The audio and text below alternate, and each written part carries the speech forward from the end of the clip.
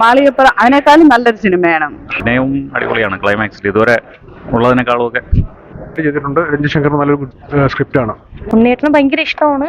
ഉണ്ണിയേട്ടന്റെ ഫാൻകളാണ്, ഭയങ്കര ഇഷ്ടമാണ്. സൂപ്പർ ആയിട്ടുണ്ട്. അടിപൊളി സിനിമയാണ്. ഇൻട്രസ്റ്റിംഗ് ആണ്. നല്ല ത്രില്ലർ മൂവി. സൂപ്പർ ഹീറോസ് എന്ന് പറയാം നമുക്ക്. സൂപ്പർ ഹീറോ നല്ല രക്ഷപ്പെടുന്നതിന്റെ നല്ല ഒരു എൻജോയ്, നല്ല cinema.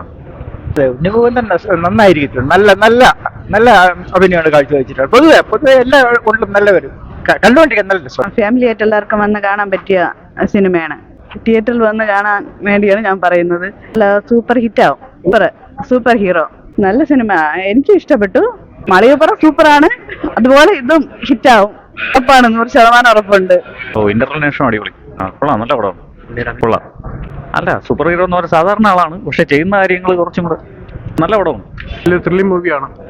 Super performance. Super cinema, ഭയങ്കരമായിട്ട് ഇഷ്ടപ്പെട്ടു. ഫാമിലി ആയിട്ട് പോയി കാണാൻ പറ്റിയ സിനിമയാണ്. ഭയങ്കരമായിട്ട് ഇഷ്ടപ്പെട്ടു. ഫാമിലി ആയിട്ട് കാണാൻ പറ്റിയ സിനിമ. സൂപ്പർ, ഭയങ്കരമായിട്ട് ഇഷ്ടപ്പെട്ടു. സൂപ്പറാണ് ഉണ്ണിയേട്ടൻ.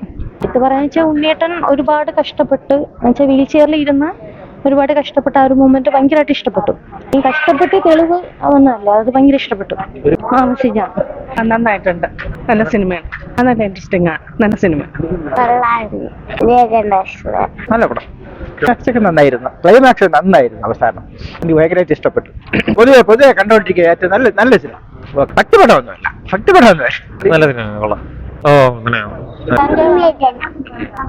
അടിപൊളി.